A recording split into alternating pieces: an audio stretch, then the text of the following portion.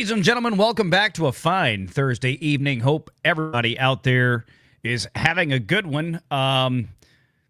There's no news this week. I'm sorry, we have nothing to talk about. We'll find something, though, I'm sure.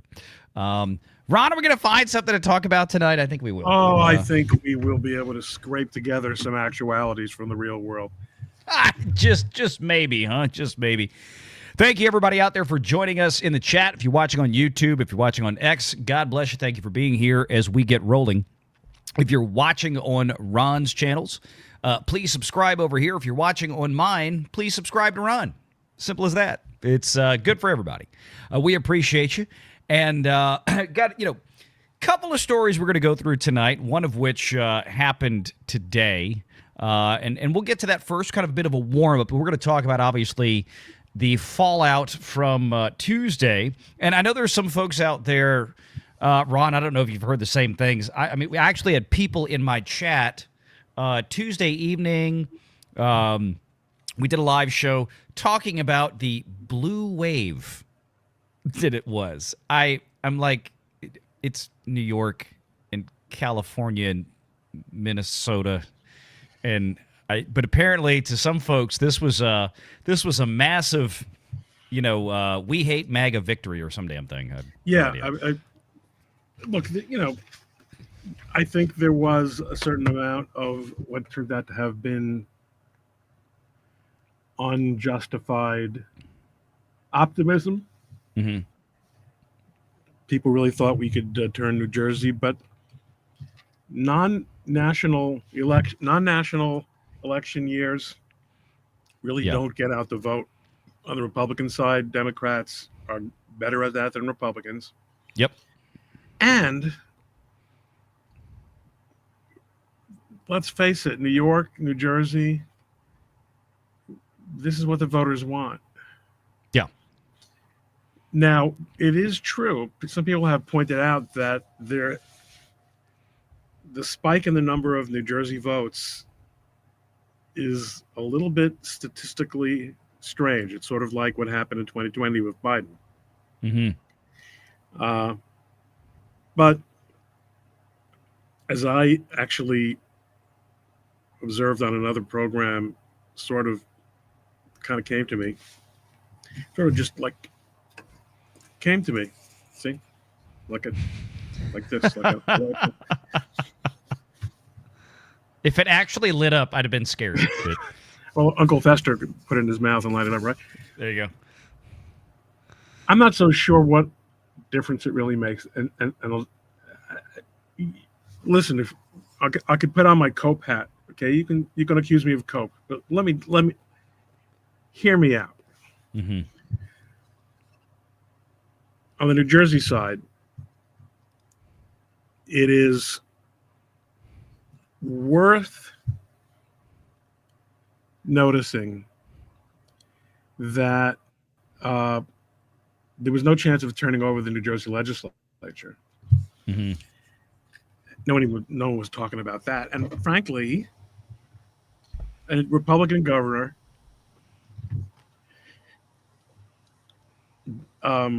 working with a solid Democratic legislature probably isn't going to get much done policy-wise. Make some appointments, but would have been pretty rough sledding. Mm-hmm. Also, most of the culture war issues that really motivate Republicans are not really statewide issues, especially because they've been lost. In other words, there's no realistic chance of turning back the control of northeastern states by teachers unions and public employee unions. These people set the agenda. Mm-hmm. Yep. So I mean, I don't really know how much of a difference it's going to make. And on the New York City side, this is my unique take. Mamdani is a blessing in disguise, because I think I know if where you you're going. had, I mean, listen, what were the options? Okay, Curtis Lewa wasn't one of the options. Not really, no. Cuomo was a realistic option. Cuomo would have, I mean, you can imagine a scenario where there would have been sort of this born again Cuomo, where he would have, like really broken out. It's a new lease on life for him politically, and like really swum upstream. But I don't think anyone really thinks that he had that in him. So what would we have had? Another institutional Democrat. And here's the thing about New York City. Everyone looking at San Francisco, everyone looking at Portland knows these are communist cities run by communists. Yep. For the last, 15, 20 years, we have allowed liberal but relatively charismatic. All right, de Blasio was charismatic. Adams was not charismatic. He was the second coming of David Dinkins, really. But neither of them was radical sounding. I mean, I understand that de Blasio was a lot more radical than he came across. But the point is, with Mamdani, matches the New York City Council. The world, the country, the state, and the body politic in New York will be a lot more able to see what's actually going on in New York in a way that I think has been obscured for the last few years. If there's any hope for democracy whatsoever, that has to happen. I'm not so sure there's any hope for democracy. But I'll say, listen, someone told me, I guess it was Jane, she read a headline that said 1 million New Yorkers threatening to leave New York. 1 million New Yorkers are not leaving New York. That number seems a bit high. Yeah. It seems a bit high. It's baloney. I'm not so sure all that much is going to actually change lifestyle-wise. I do think that if you own real estate in New York or a business, that's a reason to leave. Yeah. Yeah, and we've seen some comments out there from some business owners following that election Tuesday night, man on the street kind of thing, where they're concerned. Very. For reasons obvious. I mean, a $30 an hour minimum wage, more red tape, more regulation, dictates for, hey, we're going to open up government grocery stores in the city, basically competing with small-time mom-and-pop business owners. But here's an example, okay, Valliant. New York City has been incredibly hostile to affordable groceries for generations. New York City famously makes it very difficult to open up supermarkets. Instead, they say we're protecting mom and pop grocery stores. Everyone knows that groceries especially in Manhattan, in New York, are incredibly expensive, and it's just nothing like that suburban supermarket shopping experience. The idea that a government grocery store could possibly result in relief of that problem is a joke, of course. But government is the problem. These people live in a joke world. Yeah, when government is the problem, government is not going to be the solution. I mean, it really is a basic concept here. The scariest words: "I'm from the government and I'm here to help." Right? All right, let's get to this story. This was a Supreme Court case that dropped some news today, Mr. Coleman. And, Counselor, I want to get your thoughts on this. Supreme Court lets Donald Trump block transgender and non-binary people from choosing passport sex markers. This is one of these kind of things where I look at this and I go, how was this ever a case, even in an inferior court to begin with? This is so ridiculous.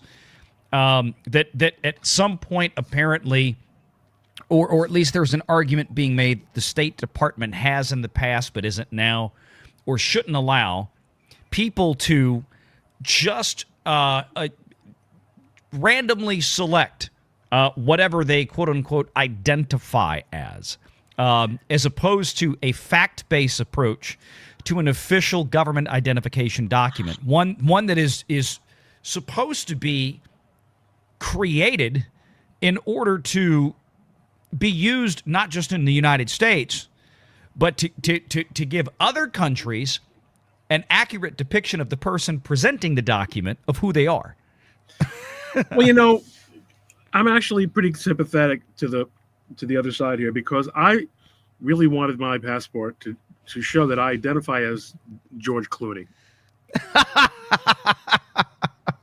And being trapped in the body of Ron Coleman, you can just imagine my disappointment. Take a look in the private chat at Valliant. I gave you a link to a screenshot post on X. Yeah. Of the first page of that Supreme Court. Oh, I'm so glad you did. Okay. Decision. So we can kind of walk through it a little bit. Yep, let's do it. Here we go, right here. Right. So, okay, breaking in a 6-3 vote. This is the news, kids. SCOTUS, that's the Supreme Court of the United States, is temporarily blocking. And that's key. It is a temporary block. That means the case hasn't been officially decided yet, right, Ron? Right. But what had happened was there was once again, a district court entering an injunction saying, oh, no, you're going to win this. Mm-hmm. And the Supreme Court saying that's an abuse of discretion. In other words, Judge, you can take this. We're not getting in your way of trying this case, but your use of the judicial power to issue a preliminary order is an abuse of discretion, because you have failed on the component among the four prongs you have to prove to get preliminary relief in court. Among the most important ones is a likelihood of success on the merits. Says the Supreme Court, Judge, this is not likely to succeed on the merits. On the contrary, it's likely to lose on the merits. Wait a minute. Now, Ron, I can't believe this, because never before, especially in the last 11 months, have we seen inferior courts make any type of egregious ruling based on complete bullshit. And trust me, bro, we've not seen any of that at all, ever, since January 20th of this year. It is pretty remarkable that we have reached the point that the Supreme Court is, coming around to the idea that these are going to be 6-3 decisions, but they're going to go like this. We're just simply not going to let the courts run wild. And so again, was this one, I believe, a 6-3 decision? Yep. And we can all guess who the three are. But saying that they're blocking a lower court order, and they are, at least for now, they're going to allow the Trump administration to continue the practice they have been via the State Department. And the State Department, of course, if I'm not mistaken, Ron, falls under Article 2, which Donald Trump is in charge of right now by the vote of the people and their electors in each state, that require each new passport must display a person's biological sex at birth. Quote, displaying passport holders' sex at birth no more offends equal protection principles than displaying their country of birth, the court said in an unsigned order. In both cases, the government is merely attesting to a historical fact without subjecting anyone to differential treatment. So here's the first page. Ron, is there's something specific in here? Yeah. Yeah, I mean, first of all, guess what? This order is yet another product of the United States District Court for the District of Massachusetts. Mm-hmm. Now, I've got a case pending in the District of Massachusetts in front of a particular judge who is a Democrat-nominated judge who's really good. Now, my case is not a political case, but I have not seen this judge involved with any of these far-out political cases either. These cases are being, she must be one of the exceptions, however.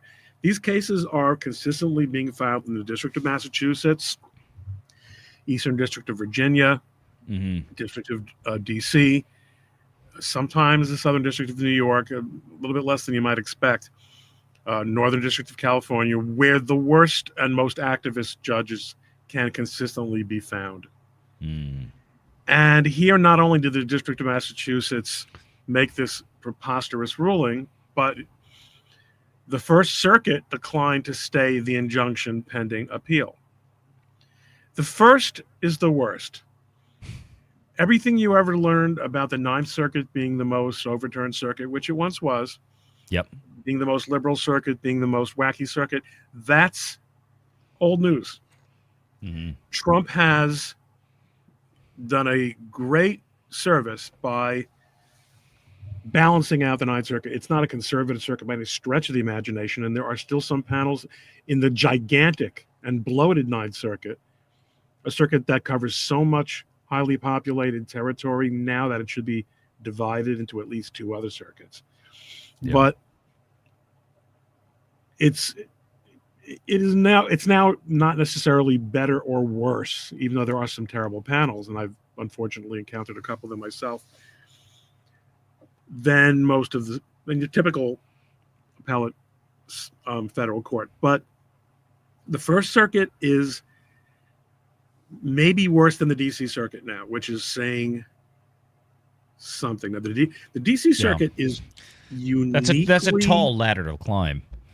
That's right. And so the thing about the D.C. Circuit is that the D.C. Circuit and the D.C. District Court have incredible Trump derangement syndrome. Whereas the First Circuit, I think in a way, is more politically ideological on the merits as opposed to the personality. But so unsurprisingly, the First Circuit said, no, that sounds fine to us. Government went up to the Supreme Court and said, Supreme Court, does this sound fine to you? Now, keep in mind, there's a lot of complaining from the left that this is, and including the dissent, and the View caucus on the Supreme Court, complaining that the Supreme Court is overusing its emergency docket. It shouldn't be so quick to grant these stays of lower court rulings, but what they're failing to acknowledge is that these are lower court rulings enjoining the United States government. I was about to say, I mean, right. They're complaining about the Supreme Court overusing its power, but at the same time not acknowledging that all of these lower courts, at the same time, if you want to use that argument, are abusing their power to make rulings on things in such a way that it for a lot of these things doesn't seem like they have even a base authority to do in some cases. Well, to where they're forcing the Supreme Court to have to go over it. It's like saying that, you know what? The referees in this Sunday's Saints versus Tampa Bay game really threw the flag too much. Never mind the fact that every single play, both teams committed pass interference, holding, false starts, and it's like, okay, it's kind of a stupid argument. I mean, I get the fact, there are times that we can look at those games and we can say, okay, the referees have gotten overzealous and some of these things are very petty and they're getting too involved in the game. But when you look at the instant replay and you go, no, oh my God, the defense has committed 15 penalties in this game. Okay, they're going to throw the flag. It sounds like that's the same argument they're making here about the Supreme Court. Well, I mean, I want to just sharpen my point a little bit more, though. I mean, everything you're saying is correct, but guess what? That happens every day in the courts. Judges really do tend to do whatever the hell they want, and they know they're almost never going to be overturned. Just in another case that came up today, I don't know unless your name is Blossberg, right? Well, the second circuit, I mean, the Supreme Court No, it was the Second Circuit, Hmm. wasn't it? No, the Supreme Court. It was the Supreme Court that said that Judge Hellerstein, judge whom I have appeared before, also who's about 146 years old, and he's a knowledgeable guy, but he's he's cranky and he does whatever the hell he wants, and he really screwed up on the Trump, hush money case, Hmm. and Trump's going to get a chance to appeal that case. Those kinds of now that happens to involve the president of the United States. These cases, what you're describing, an abuse of discretion, an abuse of judicial power, Hmm. is super common. But when it involves the United States, and especially when it involves separation of powers, see, one of the good things here, and I've mentioned this before, is that Roberts, the famous compromiser, the famous Mm. builder of Yeah. consensus, Yes. he's a big separation of powers man. Hmm. So he's joining the majority on these cases. And if 6-3 is going to be the number, then 6-3 is the number. Yeah, and look, I'll take it. I won't look a gift horse in the mouth. But on this, I read something else in this. There's this, you had this page here, and they had a pull quote from it.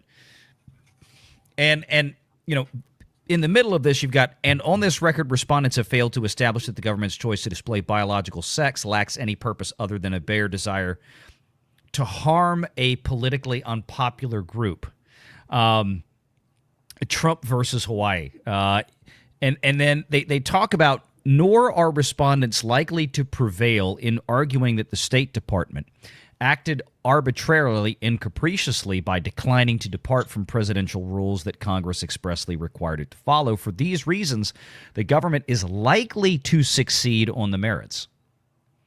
So, like you said before, or just a few minutes ago, the likelihood is that the Supreme Court, if I read this correctly, is likely to rule in the government's favor in terms of their rules about Look, part of the problem here, you have cases like Trump versus Hawaii, 2018. Okay, mm-hmm. The court has changed, thank God, in very significant ways since 2018. Yeah. And what this court is not doing is saying that Trump versus Hawaii was decided wrong. Mm-hmm. What it's saying is, whatever we found in Trump versus Hawaii, that's not happening here. And of course, this now goes to the common sense argument, the question you asked at the very beginning. What the hell is the thinking here? Why does ideology absolutely always have to trump common sense? We're not trying to punish anyone here. You can look as freaking weird as you want. You want to take drugs. You want to dress like a woman. You want to cut off your, what is it? Your dangly parts. Not our business. Not our business. But we got to know who you are. Yeah. We have to know if you're the same person who had a driver's license 10 years ago. Right. And, drove your reefer into a school bus. Okay. I mean, we need to, that person it turns out the reason that you were so angry, the reason that you were smoking crack while driving, whatever it was, is now resolved because, now you call yourself Renee, fine. But you're still that person. You don't get to be a different person. Right. So, right. Believe it or not, as much as this seems like a right down the middle win, and it is a win, but the Supreme Court is still really, I think, wisely working around the margins here. They're not going directly after these old precedents, but I do think is that the conservative majority wants to hollow them out to a great extent. And it may be, right? It may be, but I like your point about the separation of powers argument, and look, I think that's one right now. Why the Supreme Court is looking at so many of these things again, especially when we see, like we said earlier, these lower court rulings, these inferior court rulings that seem to have these bizarre bases for their rulings, to where no, wait, as far as we know, this has always been at the power and discretion of Article 2. Why would a judge, come out and order Donald Trump must release money from the Treasury to fund SNAP? It's like, dude, okay, there are three branches of government, and one of them has absolutely dick to do with the purse strings, and that's the judiciary. So it's like, and there was specificity even in the statute, I believe, about using emergency funds. It had to be something like a hurricane. It had to be a FEMA event. It had to be a national emergency. There had to be something. It can't be a matter of the Democrats simply refuse to break a filibuster in the Senate as the legislature. That's not a national emergency. These are pardon my French, the assholes that some of y'all voted for that don't want to even have a vote on the continuing resolution. But since you brought up all this stuff about, if you want to do, I have to play the clip. The audience knows the one. This is not a joke, Peter, okay? They're cutting off his penis in there. All right. I mean, this is my dad we're talking about. What are you going to name it? Huh? What are you going to name your he, she, father, mother? Knock it off! Wow, that thing was on there.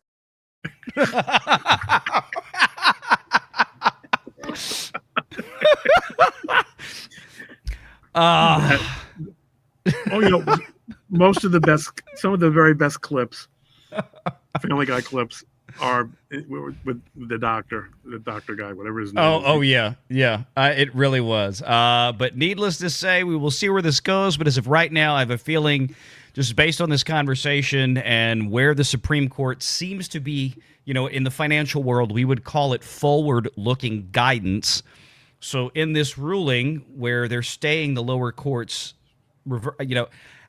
it seems to me the forward-looking guidance based on the language in that document seems to strongly suggest that this is a case that is probably not going to go in favor of the lower court ruling. Of course, probably to the dismay of many players in the WNBA, but that's for another day.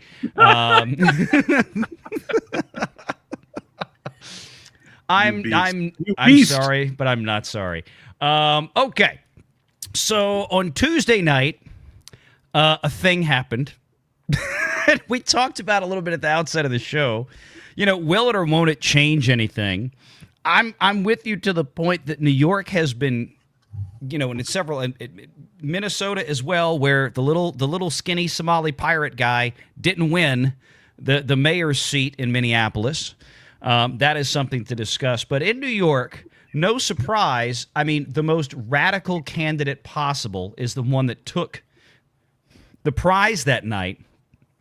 And there has been, surprisingly, some apprehension from some of the most ardent, steadfast leftists for decades, people like Van Jones, on CNN that night, or MSNBC, whatever the hell he's on, I can't remember, talking about how... If it makes a difference. If it makes a difference, exactly. Talking about how he thinks where was the Mamdani from the campaign trail? Where was the Mamdani who was soft-spoken and engaged with people and all this? He said, Van Jones said, and I think I have the clip somewhere. I'm going to pull it up. Said he didn't see that. He didn't see that Mamdani that night. He saw, his voice was more angry and boisterous, and I think let me see, where is the clip? Where is it? I just had this darn thing. Oh, you know what? I bet I had it saved on X. I had a list of YouTube videos. We're gonna watch that Mamdani speech. It's about 20 minutes or so, and we'll see what it was that. Where did it go? Oh Lord. Well, I thought I had it right here. I don't know. Did I accidentally dump it? I may have. But there was a clip. Let me see if I can find it real fast. Let's see. Van Jones. While Valiant's looking for the clip, Yeah. I want to just point out, I think your audience will be interested in this. So I'm home early tonight. Usually I work in my office pretty late at night because, well, my wife doesn't like me. So the longer I stay at home, the happier our marriage is. But tonight, we made we had a little celebration. There is a ritual in Judaism, and it's not the kind of thing that Heritage, what is it? Foundation members, not Foundation, Heritage. What's it called? I'm a member. Am I a member? I don't know. Heritage. I don't know. Heritage. The Heritage Club? No, the Heritage. But the old school? Heritage Foundation. Yeah, the Heritage Foundation. It's not like a kind of thing that we make people go to, like Sabbath dinners. If you have a child, if you have a firstborn who is a male child, we have a ritual that's set out in the Bible that it has to be redeemed from the priest, from which in our case means a descendant of the brother of Moses, of a Kohen. So we 30 days after the birth of the child. So I had a grandchild. Congratulations. And another one, thank God, and a masculine child, as I say in The Godfather, and so we had a. I was about to say, and I hope that child is a masculine child. Well, so I only have masculine children. Okay, I have 4 sons, as you know, Valliant, and 3 of them are married. One, I hope, will be married soon, and our first 4 grandchildren were girls, as like the revenge of Jane. But now the boys are catching up, thank God. No, Danielle, right? No, not the little snip that we did. That's 8 days after birth. Yeah, this was much more pleasant for the baby than that. Did you find the clip, Valiant? I did. I have it. Okay, yeah. I'm ready. So that's why I'm home. That's why I'm in the home studio tonight. Which you might, if you're a regular viewer, which hardly anyone is really, but I kind of straighten things out a little bit, so I feel very pretty. Indeed. And you look good too. I'll tell you what, while we've got this break point here, let me grab some of these super chats. Stay tuned. I'm going to show you the clip, and then we're going to cover the Mamdani speech. We've got packing protons for $5. Breaking, NBC Universal is now exploring a bid to buy Warner Brothers. Oh, and I meant to apologize to everybody this morning. I meant to say it last night on the Wednesday show, because I realized the earnings call schedule this quarter is absolutely bonkers compared to previous ones. And they keep hitting at times that I can't make. The Warner Brothers earnings call was actually this morning. I had an early appointment. I couldn't do the live coverage of Warner Brothers this morning. And we've got Paramount, however, I think next week on the 10th, and Disney's on the 13th. I'll be there for those. But look, everybody is going to throw a bid in behind the scenes for Warner Brothers. Okay, Comcast, Netflix, Apple, even the ones that not going to talk about it at all. It's going to happen from all sides. David Zaslav reportedly looking for something like $35 to $40 a share, which is significantly higher than it is right now. So we'll see where that goes. But I'll talk more about that Sunday. Thank you, though, Packing. Marcus for $5. Here's $100 for, or here is for 100 Mamdani election promises take backsies membership. Actually, only one because I lied, but I lied. Get used to it, New York City. Marcus for $5 called it. I see my, and he did say this the other night, Tuesday night. It'll be 2 years before we have the Muslim call to prayer blasting all over Manhattan. Prediction only took less than 48 hours. I'll still take the win. Let me tell you. I think when they start doing the Muzayin in New York City, I don't think those loudspeakers are going to last very long. I'm going to tell you, it's going to be every Italian in that city, and there's a lot of them. I'm gonna tell you what, I hate to say it, but it's gonna take the old school Italians. You know the ones I'm talking about, the old school mob out there. That those speakers aren't going to last long. I agree. Mark is throwing in 200,000 dongs because he's using his VPN again. Use this to spearhead a new dating app for a certain population to find that special goat in their life. Maybe call it Hoofheart, where every ma means yes, not just a bleat of rejection. Just saying. Good Lord. Thank you, Marcus Quintus. I appreciate it. He also says, for 5, to be honest, I'm damn surprised that Frey won re-election for Minneapolis mayor. Omar will likely scream racism, but who cares? Here's the thing. He is not the captain now. Wait, He's can I not ask the you- captain. Let me. I never really had a chance to dive. Does the guy who was running just look exactly like that guy, or is he really his brother? I don't think he. I have no idea. If Looks- he's, I mean, but he does look exactly like him, right? he does look a lot like him, but the truth of it is, a lot of those little skinny Somali guys. I mean, there's a lot of inbreeding in that country. He wants to say they all look alike. Yeah, there's a lot of inbreeding in that country, allegedly. There's a lot of evidence out there of it. Look, I don't think he could be just from the standpoint of when was Captain that movie that was made with Tom Hanks? That's got to be at least 15 plus years ago now. Right, yeah, so yeah, right. so I mean, That they would look be about the pretty far same out, yeah. age. Yeah, he'd be a lot older by now.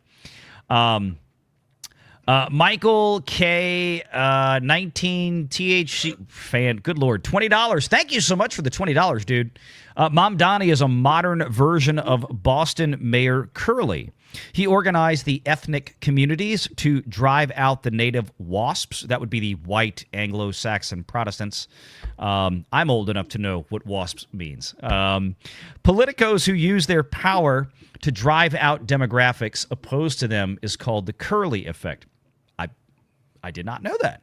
Thank you for helping me on that. Thank you for the $20, man. I don't know anything about Boston mayoral history. I'm from New Orleans, dude. Boston is about the furthest thing away from me. All I know is they talk like this sometimes. You know, it's something like that. It's Boston. I go watch The Departed. You know, I see that and I see Boston. You know. Scott Shane for 5. Ron, I'm so glad to be catching you in Valliant live. Steady voices in crazy times. Thank you both. And Sean is out there with $2. Ron, you are better than George Clooney. You are my Batman. There you go. Yeah, that's true. Thank you. I am Coleman. Scott Cohen became a YouTube channel member. I am the Coleman. There you go. I am the Coleman. Scott Cohen, 1776, became a YouTube channel member. Thank you very much. Marcus says for 5, what's worse is when something egregious and blatantly obvious takes place, but no referee bothers to toss a flag. There's that too. That metaphor just can't be overworked, can it, folks? It really can't. Hey, you know what? The Affordable Care Act, I thought, was one of those times. And guess who went the other way? It was John Roberts that time. Big bad. Yeah. John Thomas for 5. Ron, did you listen to oral arguments on tariffs? Some pundits think that SCOTUS will rule against Trump. I haven't had a chance to listen. No. Yeah, I saw a clip somebody posted on X, I think, and I understand there were some people, because I think it was a clip, if I'm not mistaken, Ron, that I heard, and people were trying to construe that the question and comments from, I think it was Neil Gorsuch, had posed on it, gave people the impression that Neil and Justice Gorsuch and others on the conservative side would go against it. I'd probably caution anybody taking one little clip out of context. I just don't know. But Ron, I said you hadn't heard it. I will tell you that what I'm seeing from other lawyers that I follow who followed this more closely than I did. Thank you, fellow lawyer. The Culminator, yes, Culmination-nator. I think the consensus is that even if they decide against Trump on this aspect of the challenge, it might not actually have the practical effect that those who are opposing the tariffs are looking for. Okay. This is a pretty esoteric area of law. So, and, you know, I haven't prepared myself sufficiently to fake knowing anything about this area of law just yet. I gotcha. I totally understand. You know, look, the tariff situation, this is one of those things to where, in my opinion, if this is something that Trump would lose on, for example, I would take that and then take the wins on damn near everything else. Oh, yeah. I mean, no question at all. No question. The left, if it were to go against Trump's favor or against the administration's favor, the left obviously is going to take it as massive victory. We have defeated Orange Man. Yeah. You know, break out the champagne, but it's like, okay. Yeah, no, at this point, we're all sufficiently siloed that we don't have to really worry about what people say. I mean, you know. No. All right, let's get into this one. This is the clip, and then we're going to play the one. You to see what we're talking about here, and then we'll play this, or we'll play the speech following this. This is Van Jones on Tuesday night. I think he missed an opportunity. I think the Mamdani that we saw on the campaign trail, who was a lot more calm, who was a lot warmer, who was a lot more embracing, was not present in that speech. Yikes.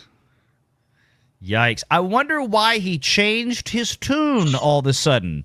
You're telling me that a politician, especially a guy like Mamdani, you're saying Van Jones, massive hard left Democrat that conservatives have hated for 2 decades now, since he was part of the Obama administration.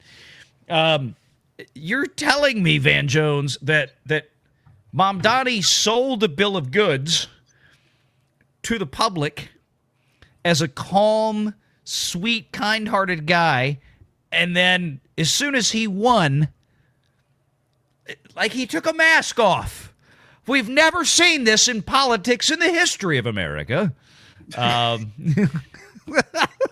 right, so let me play Van's advocate here. Yeah. Usually when you win, and you win big, there is, like, you have capital to spend in coming across as gracious in your election night speech. And that is the custom. And I think you're right that, of course, we don't necessarily expect him to be gracious and unifying in office. But the first night after the election returns come in, is a good time for magnanimity. Yeah. Here is why I think we didn't see it. Not because this is the real Mamdani. Of course, this is the real him. But politicians, yes, he's a young person. He's not like to say that he's been a politician his whole life and has not too meaningful. He's a child, but they're used, nonetheless. People like this are used to not showing us the real them, but he has a lot of support from a lot of very, very radical people. Yes. Including, of which he is one himself, of course. Yep. And I think he wanted to reassure them. And I'm not making excuses for the guy. No. But I think he wanted to reassure them that they're getting what they worked for. They're getting what they paid for. Yes. Yeah, because this is, we're in a new era of politics now. It is a real sum zero kind of game. Yeah. And he's reassuring them that, and look, there's a gigantic, keep in mind, this is a Soros et al. Funded campaign. Yep. There's a lot of big money. A lot of people paid good money for this result. Well, it's funny you mentioned that because he had another comment today. I had a clip from that.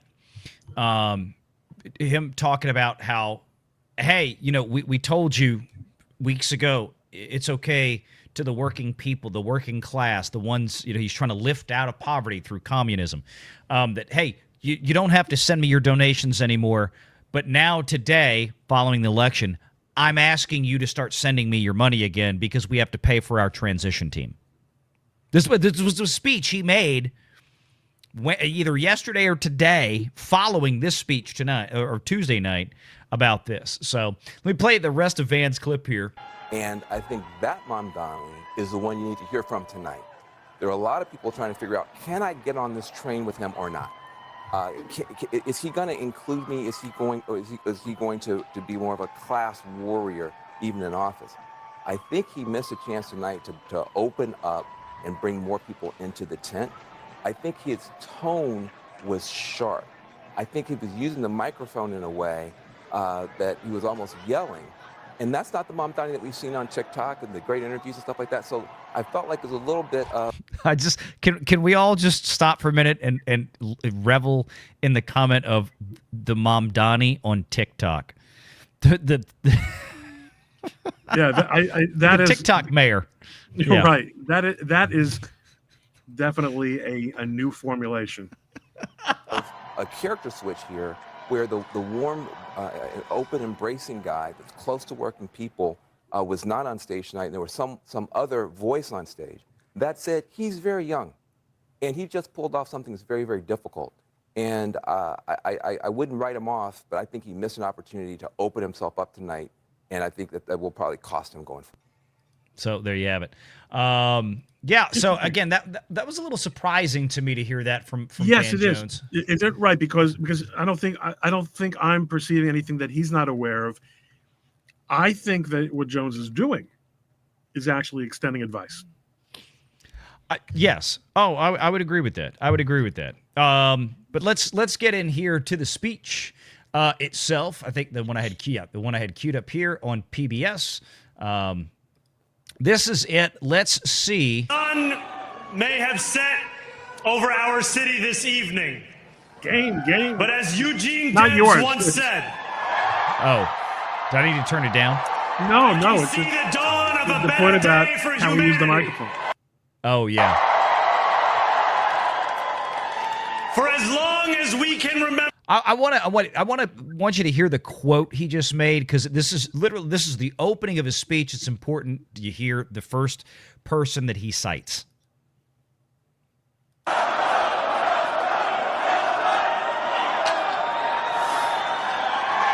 Thank you, my friends.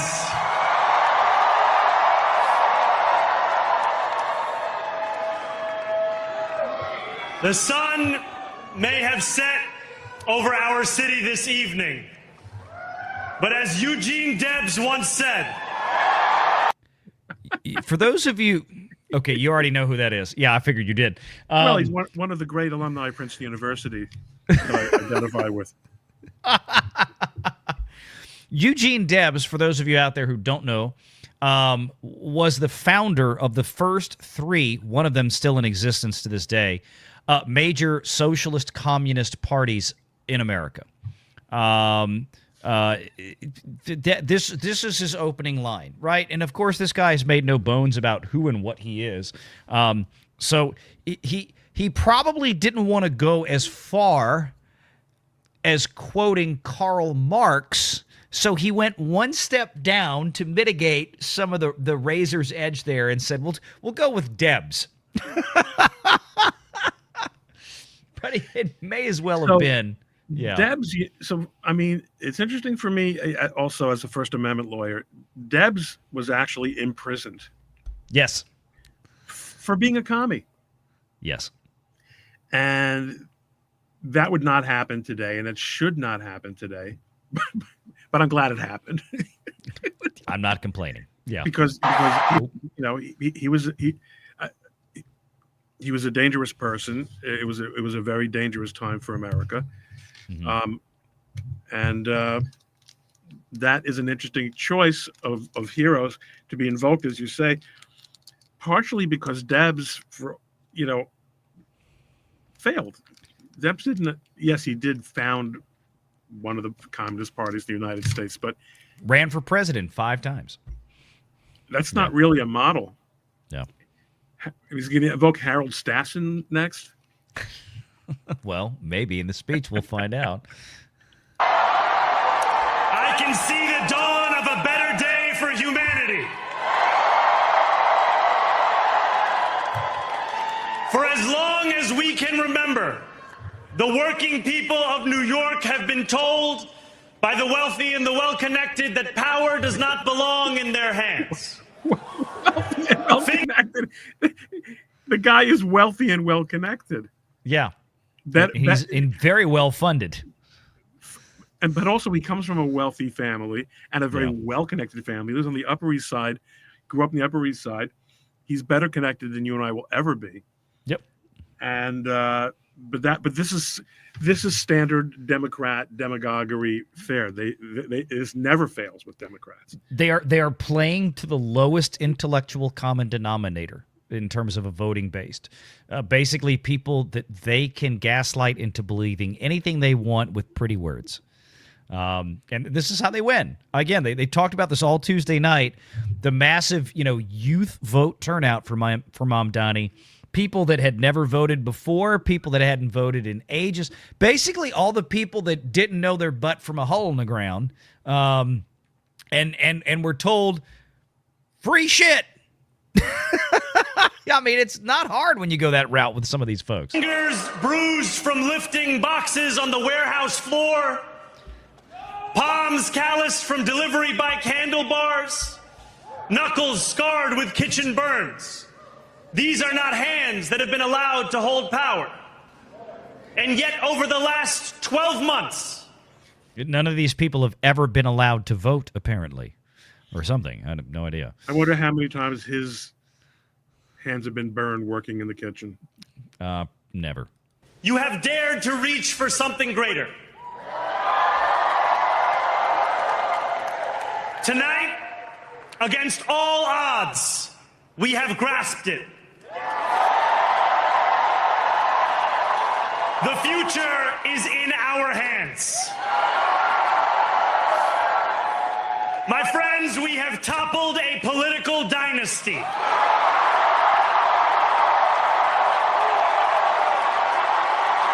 Who? Eric Adams? He might mean Cuomo. Cuomo, I guess. Because I mean, Cuomo is a, you know, he was yeah, this the guy Cuomo's, yeah. I guess.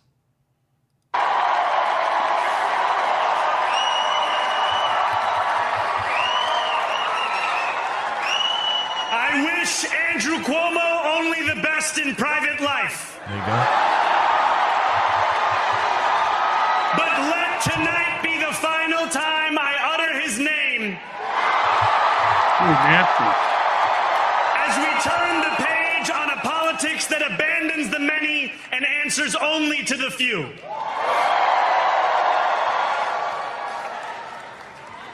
New York, tonight you have delivered a mandate for change. A mandate for a new kind of politics. A mandate for a city we can afford. And a mandate for a government that delivers exactly that. On January 1st, I will be sworn in as the mayor of New York City.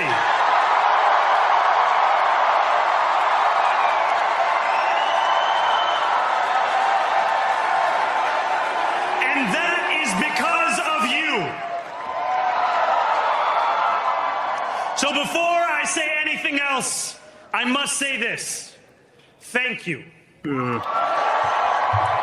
Thank you to the next generation of New Yorkers who refuse to accept that the promise of a better future was a relic of the past. You showed that when politics speaks to you without condescension, we can usher in a new era of leadership. We will fight for you because we are you. Or as we say on Steinway... Sorry, how, again, rich kid, trust fund baby, wealthy family, backed by billionaires to get elected. How is he one of you again? Explain that one to me. Ana minkum wa ilaykum.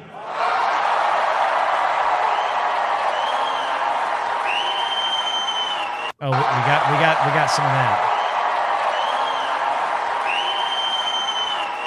Thank you to those so often forgotten by the politics of our city who made this movement their own. I speak of Yemeni bodega owners and Mexican abuelas, Senegalese taxi drivers and Uzbek nurses, Trinidadian line cooks and Ethiopian aunties. Are there any fucking Americans in this speech? I'm just... Yes, aunties. To every New Yorker in Kensington and Midwood and Hunts Point. He said Midwood. He said Know Midwood. this. Midwood is where the Orthodox Jews live. One of the major Orthodox Jewish neighborhoods. Gotcha. Just for what it's worth. Yep. This city is your city. But he didn't identify them by their origin country. You know, he's talking about Uzbekistan this and Trinidad that and Mexican this and I mean, Somali frankly, that. Yeah. Well, most Jews who live in Brooklyn were born in Brooklyn. No. I understand that. But my point He is doesn't mention that, Americans at all.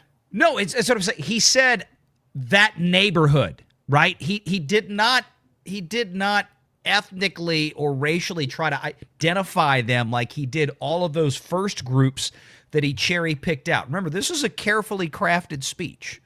Yep. So I just pointing that out. Yep. Yep. And this democracy is yours too.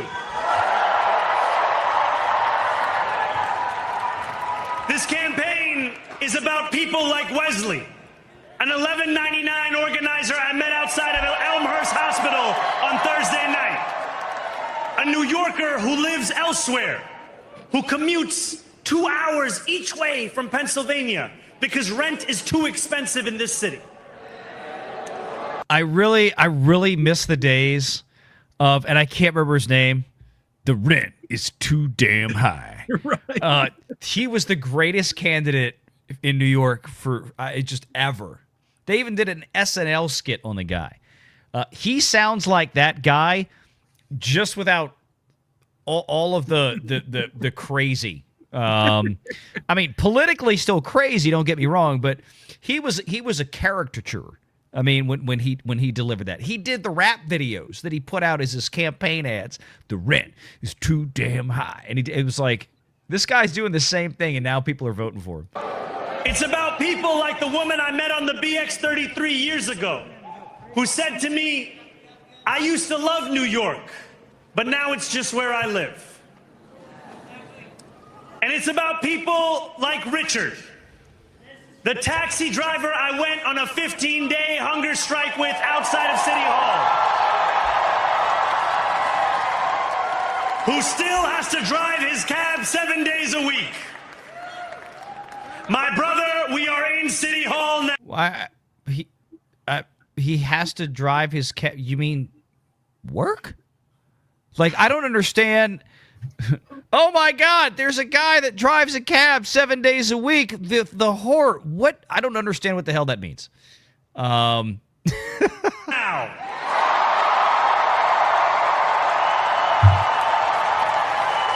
Jimmy McMillan. Thank you, Marcus. That was the guy. Rent is too damn high guy. Jimmy McMillan. This victory is for all of them. And it's for all of you.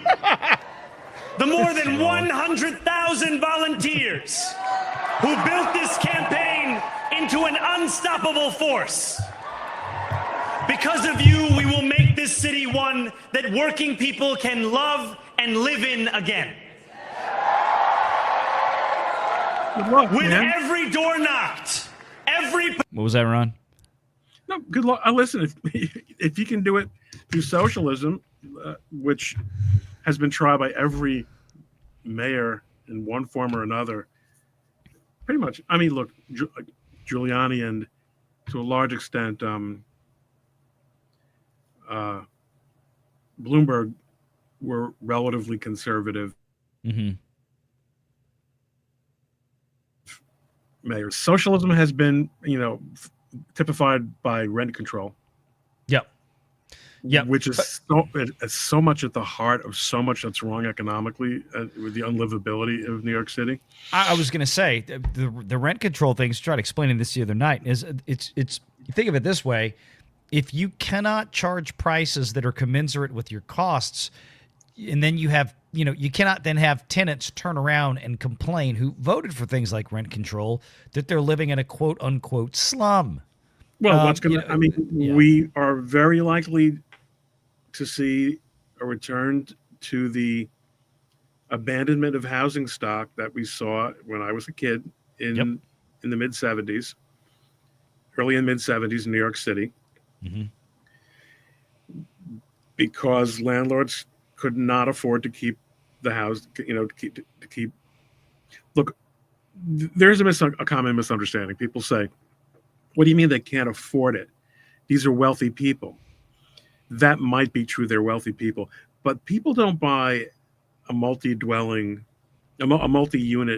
dwelling to subsidize the cost of people living there. Yes, they buy it as an investment. That's why they're wealthy. What's they that? Didn't get. I said that's why they're wealthy. They didn't get wealthy by making bad investments in things.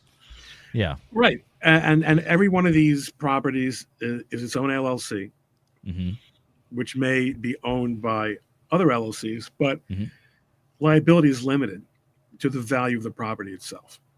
And what happens is that once you reach the point where it is no longer economically feasible to maintain a property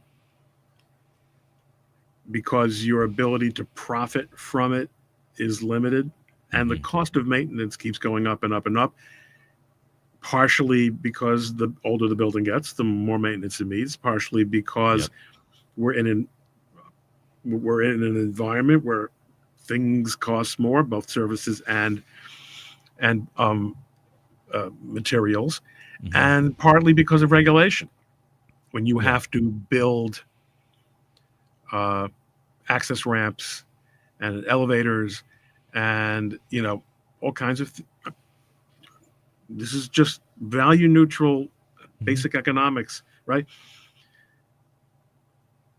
The properties are abandoned. It's rational to abandon them. That's there's nothing a city can do because the city doesn't have the money to buy these properties itself and take them over. In fact, first of all, it would have to first condemn them, and that's a whole very long process. But inevitably, what we see across all experiences is that government-owned housing is always far worse. Oh, God. Far worse. It's the worst possible outcome for the vast majority. So I could drive through several neighborhoods in New Orleans and in 30 seconds show you exactly what that looks like. Absolutely. Yeah. And Felon Lawyer makes a very good point. It is incredibly difficult in the chat, very, very difficult to remove a non-paying renter. Yeah. So I mean, and look, it's been a pretty good ride for real estate owners in New York for the last 30 some odd years. They've made a lot of money.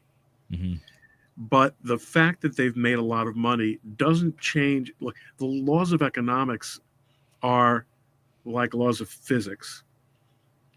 you can't regulate your way into making housing affordable. You have to make housing.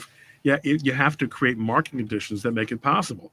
No. I mean, look, there are many, many other reasons that people can't afford to live in New York City. One of them is a lot of the young people who can't afford to live in the city are burdened with incredibly high student debt. A government-created problem, a purely government-created problem. Yep. There are a lot of very complex policy, and here's, another problem, which is that nation states can decide they're going to go their own way and do things their own way, and that catches up with them eventually. Look at every single state that has had some kind of democratic socialism, frequently becomes just plain communism, or just becomes, look at what's happening to the economies of Western Europe. They stop growing. Yep. But there's enough wealth in the system, and there's enough diversity of economic inputs for a big country, at least, that you can get away with that for a very long time, and maybe things will work out eventually. Maybe someone will discover oil. Who knows? A city. See, the problem that New York City has is that, and this is something that doesn't apply in Los Angeles or San Francisco.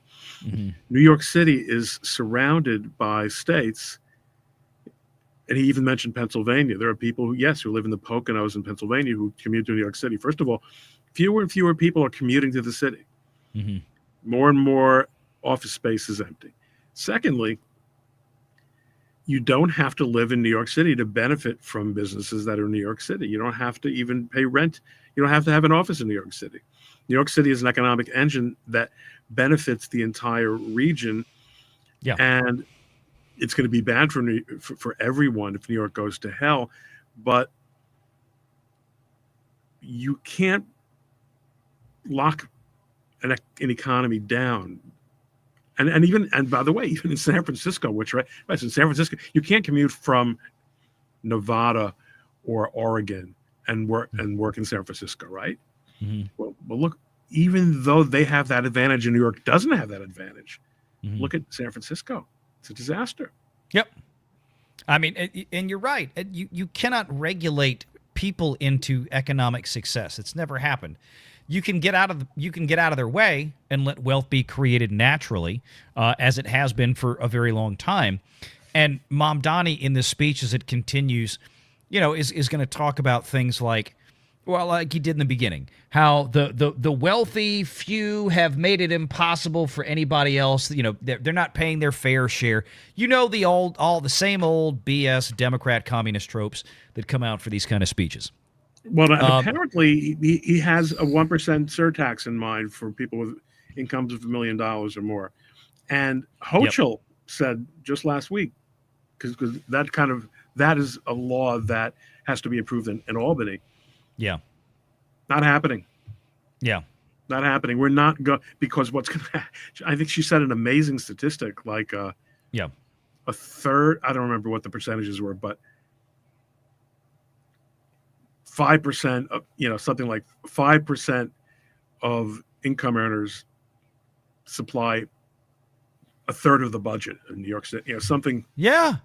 You can't push these people out. It's amazing when Democrats actually, own up to the reality of statistics. I mean, that goes, we've known that. People that are grounded in reality have known that on the national level with the IRS. That's been the case now for 40, 50 years, where you take the top 5% of income earners, okay, and you're talking about those are the people that pay 40% of all the taxes in this country. More actually, by the top 10%, I think, is now up to what? The top 10% of income earners is up to something like 70% of all the income taxes collected. I mean, when you look at the top half, the top 50% of income tax earners in the country, the top 50% are paying something like 96% of all the taxes, 97% of all the it's a ridiculous number. And it's getting more skewed over time. And, that's what he's talking about. Hey, you can put this surtax on people, but when people have the ability who make that kind of money that can uproot and move. They can go right across the river to New Jersey, then go right over to Connecticut. I mean, New Jersey's not a place you go to escape high taxes. No, I know that. But I mean, if you got a 1% extra tax in New York and you don't want to go that far, but you got Connecticut, you've got, and I realize not all these are low tax states, right? Now you think about this. If you had Connecticut right next door to New York that tomorrow said, we're getting rid of all state income tax. Dude, you would see an outflow from New York, and it would be crazy. So no, of course they can't do this because it would kill the state. But I mean, that Mamdani don't care. Remember, this is all about getting people to vote for him, speaking platitudes. Rich people are bad. Take their money, and we'll give it to you, right? And people who want free housing and free this and free that, guess what, kids? Y'all gonna get exactly what you pay for. Yeah, it's really gonna. I mean, and that goes back to my point at the very beginning of the stream. Mm-hmm. I think we need to see this in action. I think a guy Petition signature earned. Mm-hmm. Oops. A guy like Cuomo, who's as experienced in government and relatively sophisticated, who knows everything that you and I are saying. Mm-hmm. He would have patched over the radical inclinations of the New York City Council and the electorate in New York. Mamdani's going to give them exactly what they want, and it's going to be an absolute shit show. Oh, no question. No question. I mean, it's going to be yet another wake-up call for a lot of people in this country haven't quite woken up yet, I think, over the next few years, if he's successful at implementing his plans, to see what it really looks like.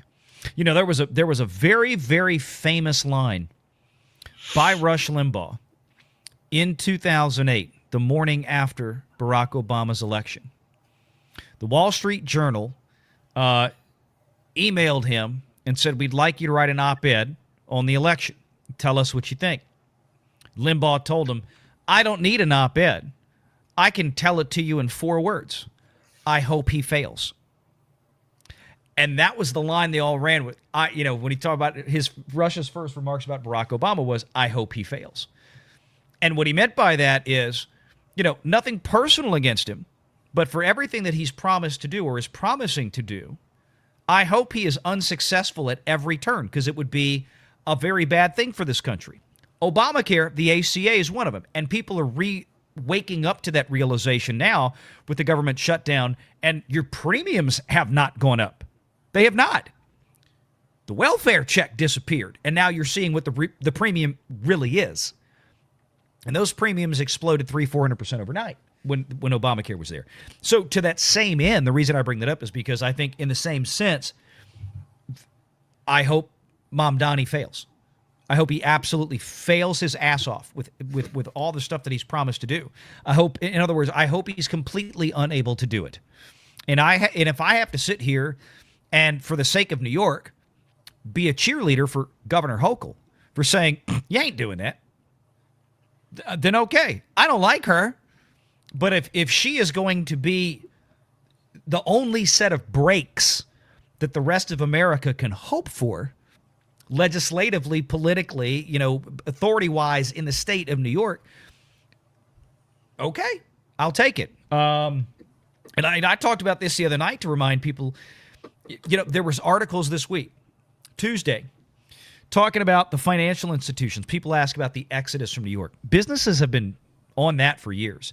There are like 2-3 times as many employees for J.P. Morgan Chase in Dallas than they have in New York. They have a much bigger presence in Dallas, and they're not the only one. Goldman Sachs is down there too. They have a much bigger presence in terms of people, employees in Dallas than New York. This has been going on for years. Insurance companies, MetLife and New York Life and all those big companies, those big financial insurers, those big financial institutions here in New York, I got news for you. They don't mostly operate their business out of there anymore. It hadn't been in a while. Every one of those insurance companies, okay, they have 2 entities. Equitable just restructured again last year. Equitable Life. And we do a lot of business with Equitable and Jackson and Pac Life and Prudential, and you can go up and down the list. We deal with a lot of different financial institutions in my practice. They all have two entities, at least. They have Jackson Financial, for example, which is out of Dearborn, Michigan. And they have Jackson of New York. Jackson National operates in 49 states. And they have one separate entity just to deal with the headaches, red tape, and bullshit in New York. Because if they only had the one entity that covered all 50 states, then all 50 states, their insurance products, their financial products would all have to bend the knee to all the extra regulatory nonsense that comes from New York. Every major insurance company, especially if they have operations in New York, has a separate entity that does nothing but operate solely in the state of New York. And the other 49 states operate in a different entity. I'm not kidding. Oh, So they've been setting up this for years. So I think that with Mamdani, you're going to see now. For example, their corporate operations, going back to this for something like Chase Bank, corporate operations still, the C-suite is still in Manhattan. But when you see things like this, where there more and more people, more corporate operations, at least at the at the lower tiers, the mid-management, upper management to mid-management levels are shifting out. To me, it's only a matter of time before they say, you know what? Look, with today's technology, we don't have to be sitting on Wall Street. We really don't. Well, I mean, I think it's going to be. Isn't there talk about one or more exchanges making a move? I mean, that's a very the major exchanges are. I mean, look, they're entirely automated at this point. No one's on the floor of the New York Stock Exchange. Well, they're still on the floor, but they're on the floor. But yeah. I remember, the specialists that whole it's all not it's all, but it's changed a lot. It's not Dan Aykroyd and Eddie Murphy in Trading Places anymore. It's not the same thing. When orange juice, right? The orange juice future. Yeah. Frozen concentrated orange juice.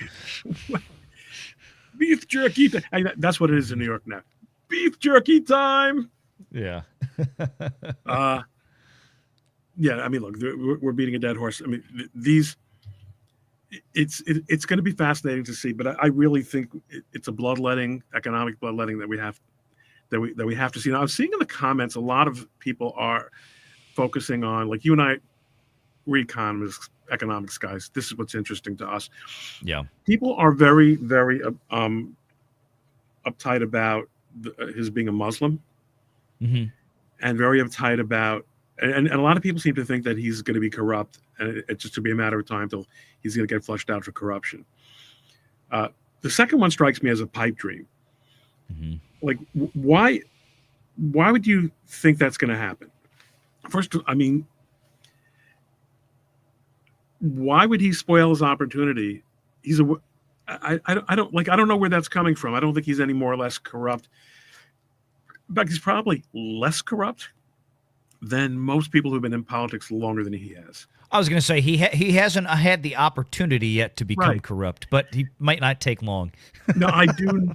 Well, I mean, here's the problem he's going to have. It's not so much going to be his corruption as the constituencies that have supported him are absolutely addicted to corruption. Yeah. And he won't say no to them. That's for sure. I think that's going to be something to really watch. And what we've also seen is New York is really incapable now of any sort of self-government with respect to managing its own corruption investigations, prosecutions, standards. They arrested. They indicted Adams. They didn't indict Adams. They turned over their prosecutorial powers to the White House in order to get Trump. I mean, so that's a profoundly broken system. So I see what that's getting at. But so the reason I say it's a pipe dream is we have to deal with the reality. Like, let's not wait for the problem to be solved by some Deus Ex Machina. God, it's going to come out of nowhere. We're going to solve the problem of Mamdani by his being found to be corrupt. Corrupt politicians at the head of cities, they usually last a pretty long time before they get in trouble. Yeah. So that's not going to solve the problem in the foreseeable future. And in terms of his being a Muslim, I don't know him. Obviously, I know him. I haven't met him. He's an assimilated American. He is obviously someone who's a lot more comfortable with radical chic than, and radical chic is a really, like, I'm not using the term dismissively. It doesn't merely mean, it doesn't mean to suggest harmless. It's not harmless at all. In fact, it's evil and dangerous because it not only enables and allows the funding and support of bona fide murderous people, it also moves the the dial as to what we consider to be acceptable conduct. Yeah. But there are a lot. See, that's the kind of thing that the feds will keep an eye on, I do think, especially considering Harmeet Dillon's interest in religious freedom, and particularly she's really, really big on anti-Semitism. Yeah. I don't think that's going to really be the kind of difference that people like. I'm not. That doesn't bother me all that much. He's just the mayor, and as someone pointed out in the comments, he's going to have to get the votes in city council, and he's going to have to get permission from Hochul or Hochul on a lot of stuff. Maybe not so much the cultural stuff. It does bother me that since Bloomberg, the Board of Education has been under the direct control of the mayor in a way that it historically hadn't been. I mean, that was supposed to be an improvement governance-wise and accountability-wise. That was fine when there was such a thing as accountability and governance in New York City democracy. Now we don't have that anymore. Yeah. But again, the city is so screwed up in so many ways. It is. And I was going back. I had some clips that I had saved that I'd grabbed from a couple things, just to your point, and again, whether you want to put, and I'm talking just people, general folks out there watching, whether you want to put Mamdani in the camp as a Muslim, as one of these guys that espouses some of the more fundamental historical beliefs of that, or not. Here's the thing, is that you have to realize, whether you like it or not, this is what you're getting right now. We're done hiding. Here, I'll just play the clip. Let me back it up here. We're done. This is allegedly in response to Tuesday night, or during Tuesday night. We're done hiding. We're done. We're done being tortured and hurt and judged. This is the correct religion. This is the religion that all of humanity needs to be a part of, Islam. And we will not stop until it enters every home. So I want you to repeat after me. I want to hear it in every single district. See this, and this is my point. You have a lot of these crazy radical imams that some would argue really not that radical. Just, I think maybe the more appropriate terminology would be fundamentalist. That this is how they view this, and there is a tremendous amount of historical context and evidence that for a very long time, this is how the religious institution that is Islam has viewed these kind of things. They view it as a conquering. Yeah, but does he look like he's conquering anything, this guy? Him personally, no. But my point is, you've got these guys out there that do believe some of this more, and they're looking at this thing with Mamdani as, and look, and we've seen similar things across the pond in the UK and other areas in Europe. Where granted they have major thoroughfares are shut down, for prayer time. Yeah. Or where people are bullied. That's a problem. But this is just free speech by a lunatic. Yeah. It bothers me not a whit. I've heard much crazier things from people who are not Muslims. And they have their own quasi-religious beliefs in in all kinds of goofy stuff. I mean, this is actually a person who doesn't strike me as being anything to be afraid of. Now, if you tell me no, Rob, if you walk past him, he's gonna pound you with his fists because you're not submitting to Islam, then I've got a problem. Yeah. No, I got you. Going back to Mamdani, though, this is the clip I was talking about earlier. Following this speech, the next day, we've gone right back into send me money. Good morning, New York City. Thank you. Last night we made history, and today we begin the work of making a new administration. Welcome to the transition. This is the period over the next few months where we build a city hall that delivers on the promises of our campaign, to make New York City affordable and to make government accountable to the people it serves. As we prepare to govern, we'll start announcing the leaders who will help implement our agenda. People like deputy mayors who oversee entire areas of government and the commissioners who carry out the critical work of city agencies. These appointments will be driven by excellence, integrity, and a hunger to solve old problems with new solutions. Now, wait a minute. That's great. Fantastic. I didn't know the Democrats had abandoned DEI. All of a sudden, this guy wants merit-based shit again. Talking to organizers on the front lines of the fight to improve our city, government veterans with proven track records, policy experts from around the country and the world, and working people who know better than anyone what our neighborhoods deserve. And this will be a period, like the campaign we ran in the City Hall to come, defined by transparency, because New Yorkers deserve a government they can trust. On January 1st, I will be your mayor. New Year's Day, and a new era for this city. Oh, and one more thing. Uh-oh.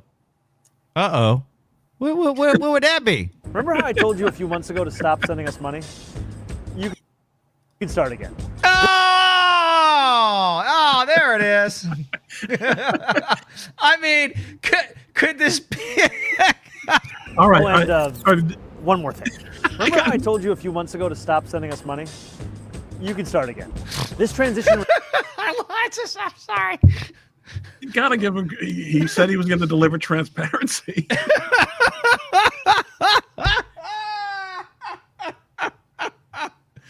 Oh, God. I want to hear where he's going with this. Yeah. So basically, he needs the working people, right? Because he said, don't send me money anymore.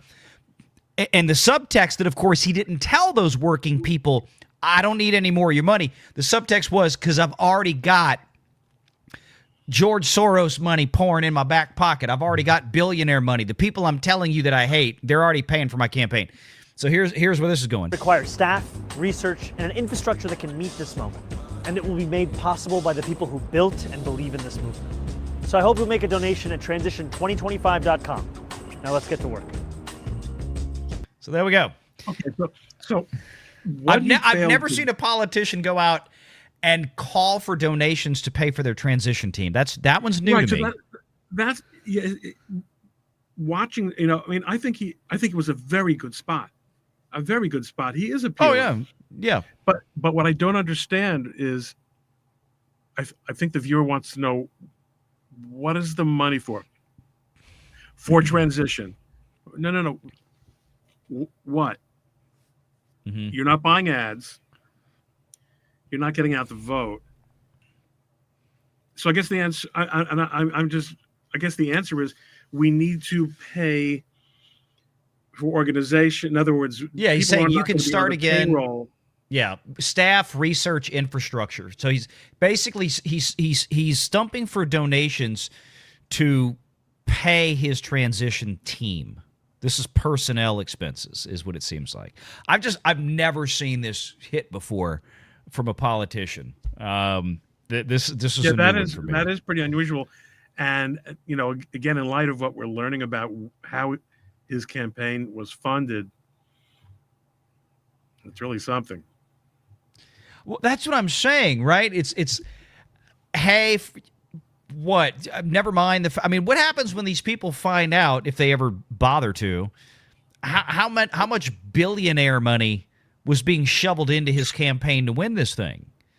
And they're gonna, because then New Yorkers are gonna have to ask themselves, all of these Uzbekistani this and the Mexican that and the Trinidad and Tobago this guy and the cab driver from Paraguay and the Somalian pirate that whatever the hell he brought up earlier in that speech. My point is, what happens when all these people figure out or ever realize that, well, wait a minute. If he had access to all this billionaire money, why was he asking us for money? The working people, the poor people that he's trying to protect, he's coming. He wants my $10 tip that I just made on this Uber ride to send to him to pay for his transition team when he's got billionaire money filling up his bank account. So obviously, he wants the narrative to be that he's a grassroots funded operation, and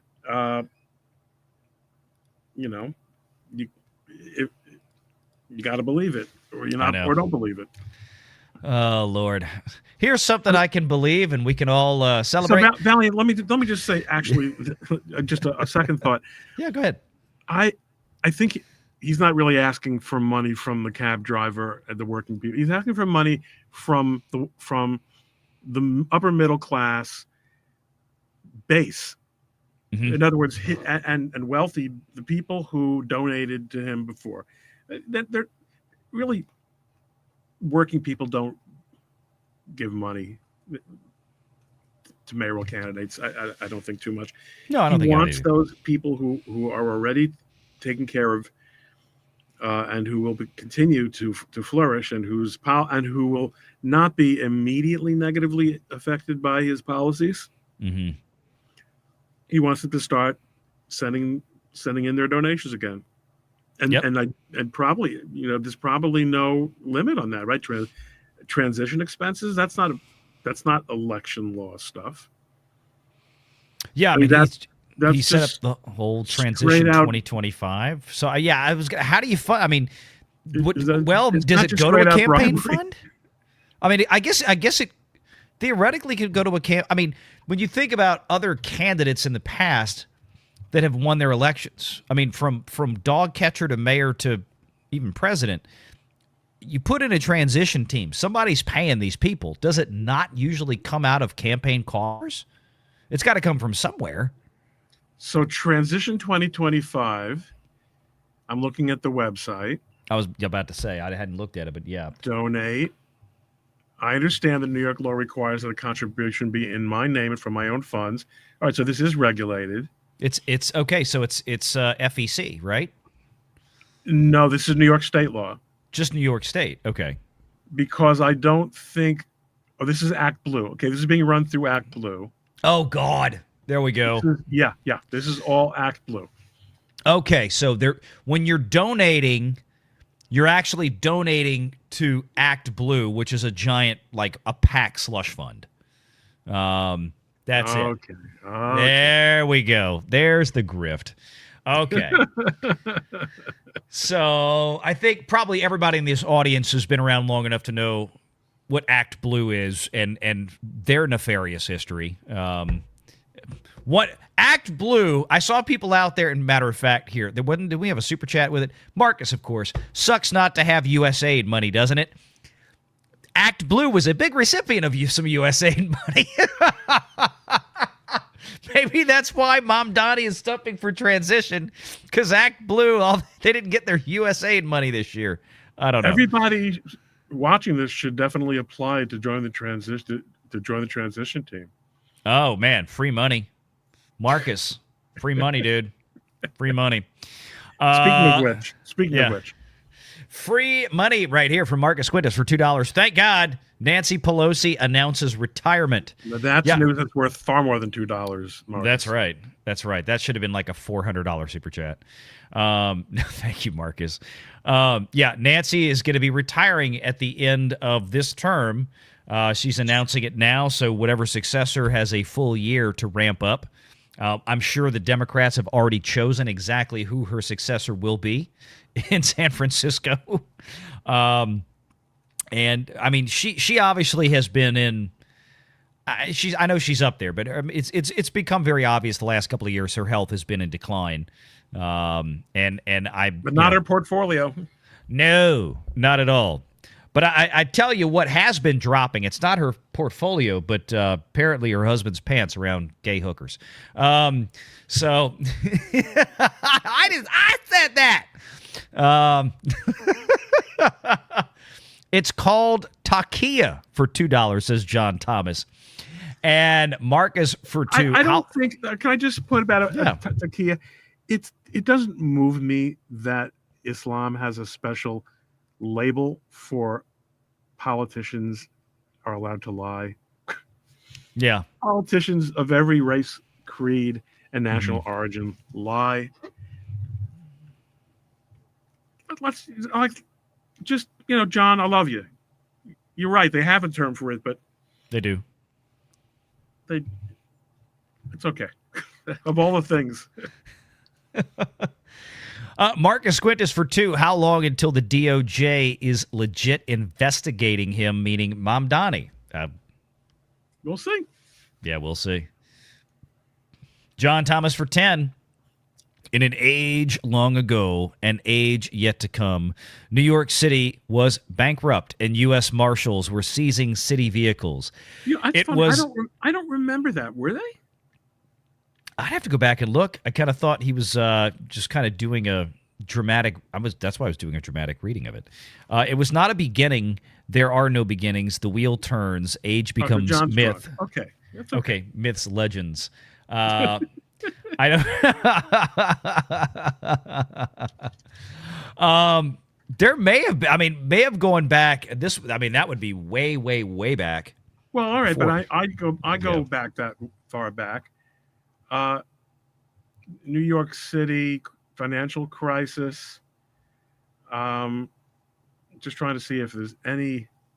I mean, it wouldn't be related to like Black Monday or stuff like that. We're not talking about like 1920. No. We're talking about the 70s, the financial crisis. Okay. Abe Beam. All right, we'll take a look at that. We'll be ready. John, come back next week and we'll talk about what. Unless you're just spinning as Valliant suggests. I'm looking. I the way he was wording it, I was like, this. I sound like I should be reading this in the dramatic narration voice, or with some mushrooms. And felon attorneys out there, and I love, depending on where, I love my YouTube chat. I've got felon, and when it comes through on StreamYard, it's Sean. It's so funny. Oh, you haven't noticed that? Like that when Google changed everything, and they started using the handles out there. So like if you find this comment in the YouTube, which actually I can't see it. It's on your YouTube, not mine. Yeah, well, I think that might be the difference. I think he signed in under a different username on my. Because this happens on mine. This happens like when Sean was in my chat Tuesday night, or was it last night, Sean, on the main channel. He sent in a super chat, and I was laughing because I'm looking at my YouTube window, my studio window here, and it's got felon attorney, and then it come over here, the same super chat, it's Sean, and it's like. I hate that they did this because it drives me nuts now. But thank you, Sean. Oregon Senator Wyden lives in New York City. I wonder if under Mamdani, he will actually end up moving back to Oregon, but him being a Democrat, probably not. Don't you love that? You don't even really have to live the place you represent. Isn't that amazing? It's like everybody's name is Letitia. Sorry, I said that out loud. No, Marcus Quintus for $2. I bet Nancy Pelosi's replacement will be transformative. I see what you did there. I think I see what he did there too. Yeah, I think it was Chef's kiss. Chef's yes. kiss. Yep. That was it. What would you say you do here? None of us do anything. Nice. Not thrilling, but nice. One of the greatest movies ever made in freaking history of the world, man. I'm surprised that you say that. It has a million little snips in it of great moments. I thought it was a shitty movie. Oh, I had so much fun watching I thought it. the Rome section went on far too long. It kind I of remember did. sitting in the theater. I'm talking about the first run. Oh God. Waiting, like. On the other hand, the Inquisition. Yeah. Well, I'll rephrase. It was one of the greatest comedies ever made, in my opinion. I didn't mind it was so clippy from that because again, there's part of that is that there are so many memorable moments and lines and things in there. But think about on the other hand, it was a bunch of sketches. Yeah. In other words, it wasn't really a movie. It's kind of like Kentucky Fried Movie. It was like a bunch of comedy ideas. That's a great. I'll tell you what, Kentucky Fried. I can't believe you brought that one up. that was a great movie. I swear, I don't care what anybody says. But that one held up. That one I think really. Yeah. I mean, it's not really safe for family viewing. But no. What was that, like 1983, 4? When the hell did Kentucky Fried Movie come out? I think maybe even before that, because I saw it as a freshman in college in the Film Society at Princeton. It was already it had already been around. Oh God, man, I was around that same era as like Porky's and all that. So no, it's way before that. Was it before Porky's? I thought it was like 80. Porky's is already the 80s. Kentucky Fried Movie 1977, dude. Oh God, I can't believe. For you, that's all just like World War II.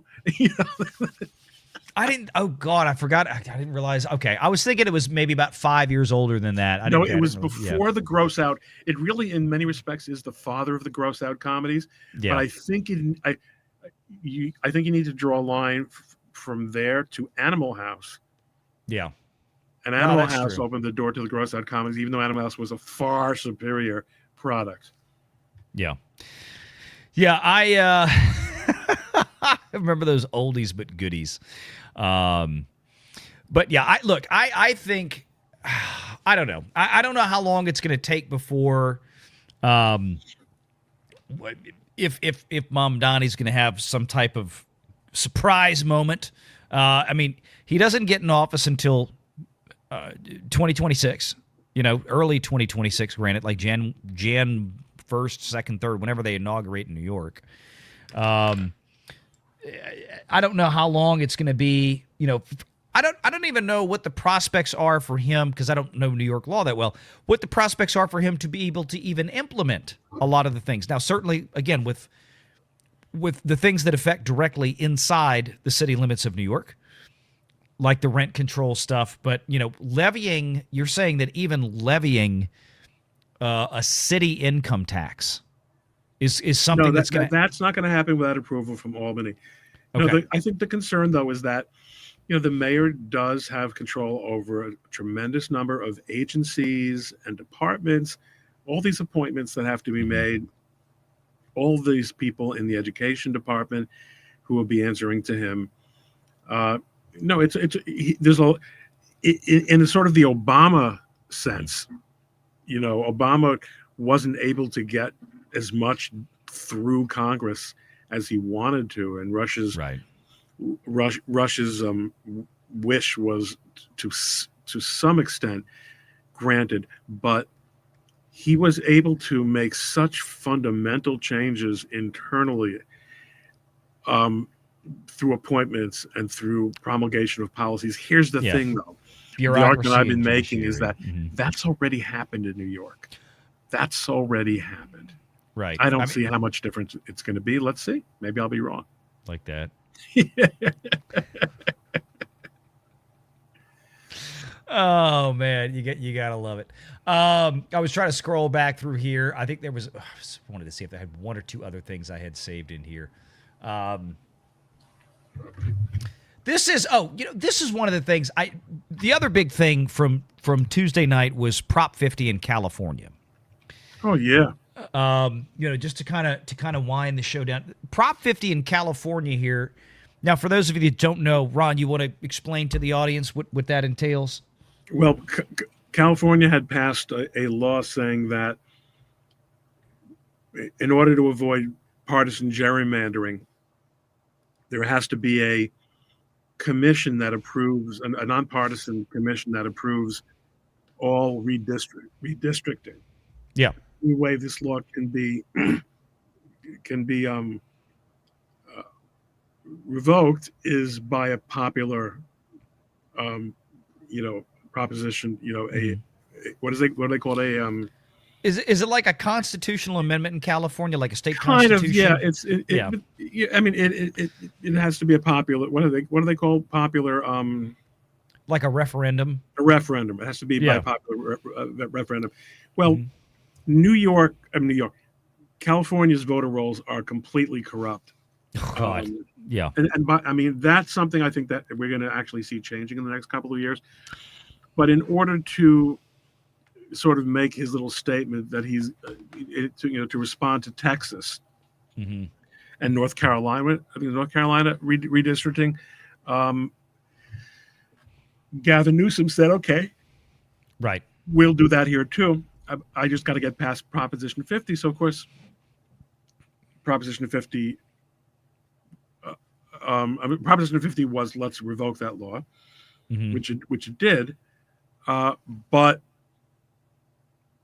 California has already been massively gerrymandered already for a very long time. Yeah. And so there's already been a lawsuit. Yep. Filed against what he intends to do. So we'll see what happens. What I thought was interesting is that there was this bit on Fox News Tuesday night. I don't know if you saw this one. Found a little interesting because you brought up the exact points that this hits about the nonpartisan congressional mapping committee, right? All right, everybody. Now, it speaks for itself. We'll give you a recap here. Just listen. It's about a minute long. The yes vote in particular with Prop 50. The reason voters said they voted yes on Prop 50, 82% of the case, 8 out of 10 voters say it was to counter the GOP changes, not because they saw it was the best way to draw those district lines. Now, hold that thought. if you go back and look at those who said no to the vote, they said their reasoning to do so is that they saw this as not the best way to draw those district lines, while only 34% said it was to stop the Democrats from adding seats in Congress. A couple other things we're taking away from what voters said there in California. We asked the voters and how they would actually like to see these lines drawn. This is so stupid. The irony of this, Trace, is that 9 out of 10 voters, even more so, said even the Democrats they'd like to see this done by a nonpartisan commission, not the party in power. Well, that was preempted with the outcome. These people are fucking stupid. Oh, God. Okay, for those of y'all in the chat that don't get what just happened here, because Ron just perfectly segued into it with his comment about the nonpartisan commission. That's what they had in California. So what Fox News just told you, okay, is that with their exit polling, with their data collection, the vast majority, like 90% of the Democrat voters or the people that voted yes for Prop 50 said was, we want to stick it to the Republicans. But 92% of everybody who voted in the measure, the yeses and the nos, everybody, 92% said it would be much better if we had a nonpartisan commission. Which we just voted to end. Well, we just voted to kill it. This is the stupidest electorate I've ever seen in my fucking life. It's like, it's unbelievable. I'm sorry, but when I saw this, I about came out of my chair. I'm like, this is the peak of ignorance right here. This is absolutely unfathomably retarded. And it is a very strong argument against democracy. It's absolutely amazing. The party in power should get 7%. 7% said the. But now let's do that. Now let's do that. Yeah, 7% said the thing that we just voted to do is a really bad idea.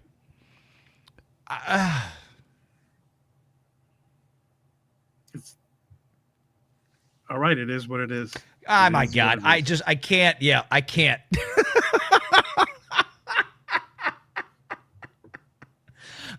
I can't end the show on a better thing than that. I don't know how.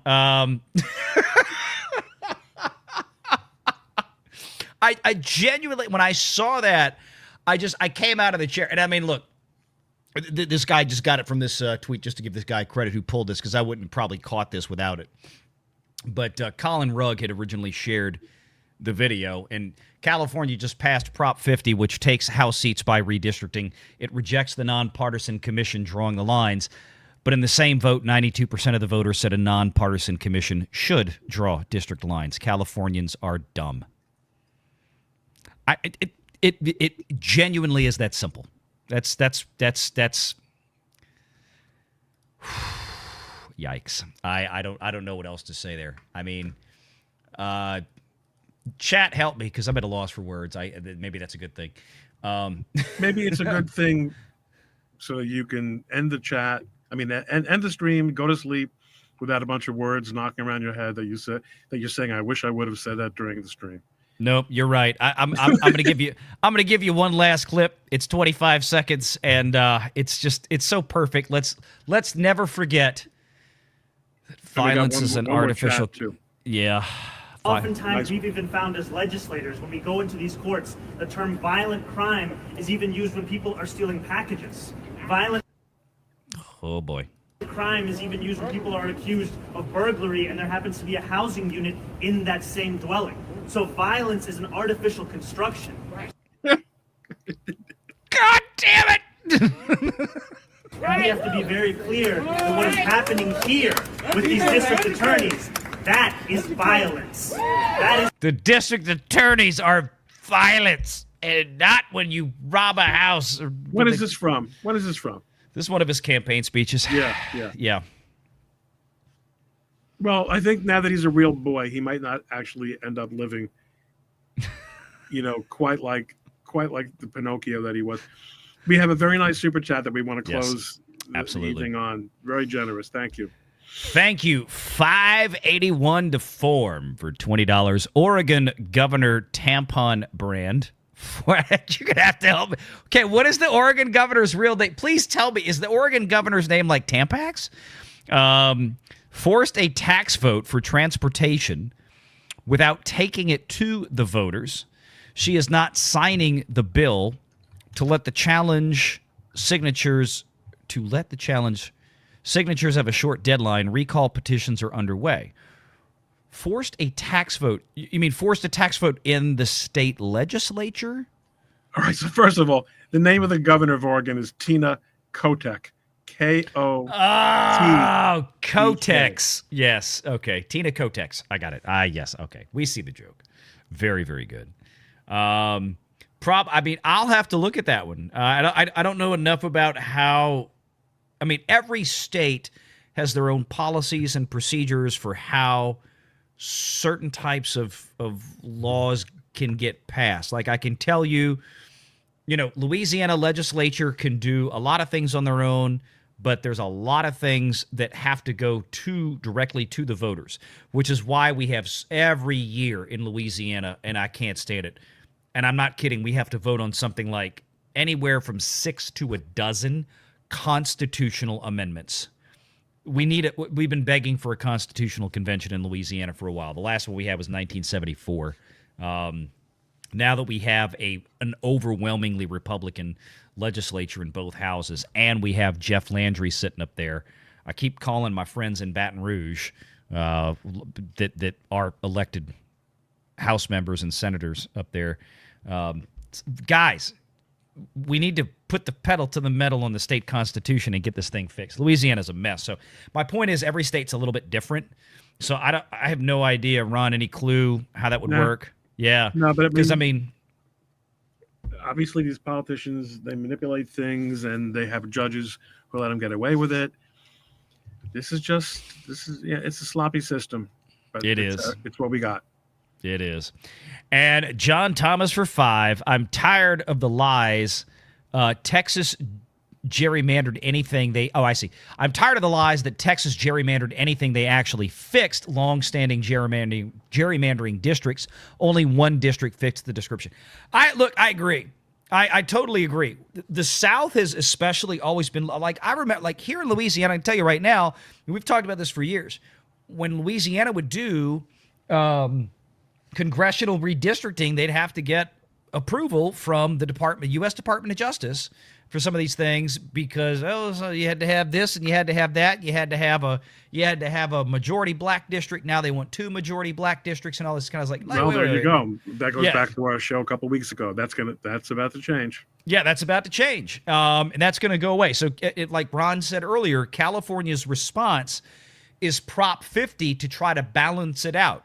Because if Louisiana and Texas and North Carolina, and you can start throwing in a lot of other states as well, as soon as that Supreme Court decision, if it goes in that direction, where it says, no, you cannot base a congressional map on the skin color of the population you want to elect a representative, then you're going to see a lot of states out there turn around instantly and start just redrawing stuff. The big problem for California is going to come in 2030. I'd love to find a way to do it before, but I don't know the legality. But I mean, to recensus that damn thing, because by that point, how much of the population in California is going to dwindle? And that's I think a big reason for Prop 50 is there. I think California is trying to prepare itself for the fact that they ain't gonna be 10 million extra illegals in there come 2030 anymore. And all of a sudden, they're going to shed, I mean, maybe, 3, 4, 5, 6, 7, who knows how many congressional seats. And they're going to get reapportioned to places like Texas and Florida and other places that they really don't want to see that those congressional districts shift to. Because we can't add any more. We're capped out. You have what you have in the House. We're not adding them in our House seats. They just adjust that every 10 years based on population, for which each district in terms of population is going to represent. So I think that's a big part of Prop 50 is looking downrange, 4 or 5 years from now, getting prepared for the fact that California may lose a shitload of seats. We can hope. Yeah, I know. We can hope. Thank you again, John Thomas, for that. Appreciate y'all. All right, everybody. Thank you for hanging out tonight. Ron Coleman, thank you for hanging out with us. And folks in the chat, make sure that you have hit the like button and the subscribe button to both of us on X and YouTube. What's not to like? We need them on X and YouTube. And I've got the main channel that we do the big shows on every Sunday and Wednesday at Valliant Renegade. Thank you for joining us on Renegade Nation. Ron Coleman, thank you for being here. You got some stuff coming up you want to plug? Nah, it's the same old me. Same old you. Catch you guys later. Good night. Thank you very much. Y'all have a good night out there. We'll see you next time.